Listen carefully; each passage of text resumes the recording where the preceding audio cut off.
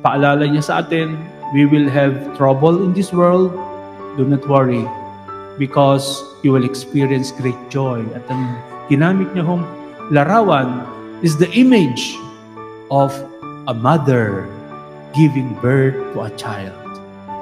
Pagkatapos ng mga pagsubok na dadaanan ng isang nanay, lahat ng adjustment, lalo na sa first-time pregnancy, the moment the mother sees the baby, she is overwhelmed with joy, and every pain is forgotten, put behind her, kasi ang mahalaga na ngayon, the new life that is before her very eyes. Ganun po ang pangako ng Panginoon. The former heavens and the former earth are passing away. Behold, I make all things new.